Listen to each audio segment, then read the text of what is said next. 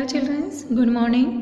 Today we study EVS class 5th lesson 5th topic captain of the team, यानी कि team का captain कैसा होता है, कैसा होना चाहिए और वो क्या क्या करता है। तो Ravi is the captain of the football team of our class. He is a good captain. Ravi है जो कि उसकी क्लास की फुटबॉल टीम है उसका कैप्टन है और वो एक बहुत अच्छा कैप्टन है. Ravi always gives responsibilities and clear direction. He is fair, focused and encouraging under his leadership. Ravi जो है हमेशा अपनी जिम्मेदारी निभाता है और सही दिशा देता है अपनी टीम को, और वो उसके खेल के प्रति फेयर, उनको फोकस करने के लिए और प्रोत्साहित भी करता है. और उसके लीडरशिप में आवर फुटबॉल टीम, यानी कि बच्चे कह रहे हैं कि उसकी जो फुटबॉल टीम है वो सही मायने में, यानी कि वो जो कैप्टन है वो उस टीम की आत्मा है. Next Nitika. Nitika is the captain of basketball team.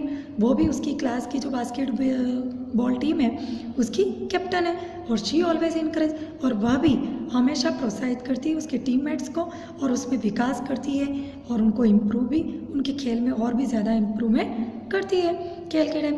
The captain is the leader. और जो कैप्टन होता है वो लीडर होता है, वो उसकी जो भी उसकी टीम होती है उसका. और सक्सेस जो हमें मिलती है, सफलता इन ए गेम, कोई भी खेल खेलो उसमें अगर आपको सफलता जो मिलती है वो किसके ऊपर डिपेंड करता है, उसके खिलाड़ी. और मेन रोल किसका होता है, कैप्टन का होता है, क्योंकि कैप्टन ही उसको सही दिशा देता है. Play time is the best time of the day. Play time यानी कि खेल का जो समय होता है वो दिन का सबसे अच्छा समय होता है. क्यों? क्योंकि हम इसमें इंजॉय करते हैं, खेलते हैं. और कभी कभी ऐसा भी होता है कि हम आसपास जो पार्क होता है, नेबरहुड पार्क, उसमें भी हम जाके खेलते हैं और वी मेक न्यू फ्रेंड्स, और हमारे नए नए मित्र बन जाते हैं और उससे हम बहुत सारी चीज़ें सीखते हैं, यानी कि हम उनके साथ अपनी खुशी भी बांटते हैं. कभी हमें कोई प्रॉब्लम होती है तो हम उनको कहते हैं. वाइल प्लेइंग, हम जब खेलते हैं तो हम क्या क्या सीखते हैं, कोऑपरेट, एक दूसरे की सहायता करना, शेयर करना कोई चीज़ होती है, एंड वर्क टुगेदर, साथ में खेलना.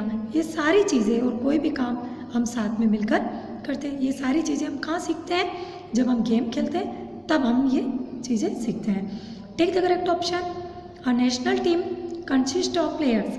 जो हमारी नेशनल राष्ट्रीय टीम बनती है वो कैसे बनती है, वन स्टेट, सिर्फ एक स्टेट से, या पर्टिकुलर पार्ट, या टू स्टेट.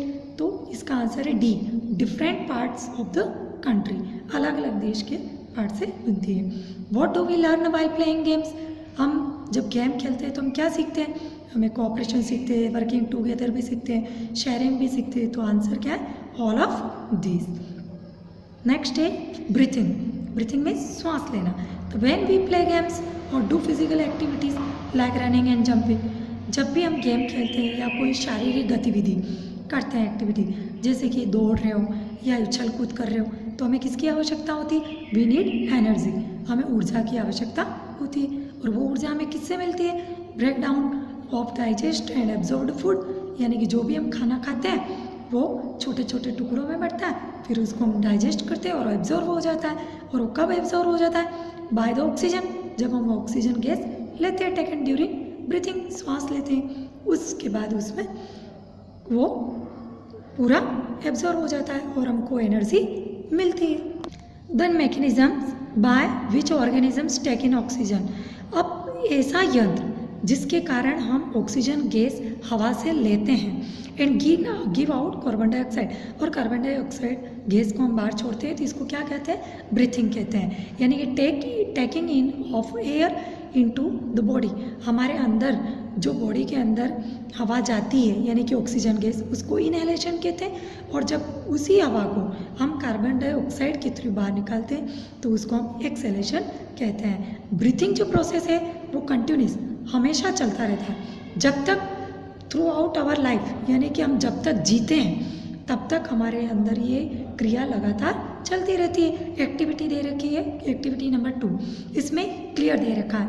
देखो, ब्रीथिंग इन एयर, जब हम हवा लेते हैं तो रिप केस जो होती है वो मूव करती है, आउटवर्ड्स होती है, फिर अपवर्ड्स होती है. और जो हमारा डायफ्राम होता है, ये जो होता है वो हमारा डायफ्राम होता है, और कॉन्ट्रैक्ट्स एंड फ्लैटन्स, बिल्कुल समतल हो जाता है. और जब इसी को हवा को हम बाहर निकालते हैं तो जो हमारा डायफ्राम है ये हमारा कहाँ आ जाता है, बाहर आ जाता है, और हमको रिलैक्स महसूस होता है.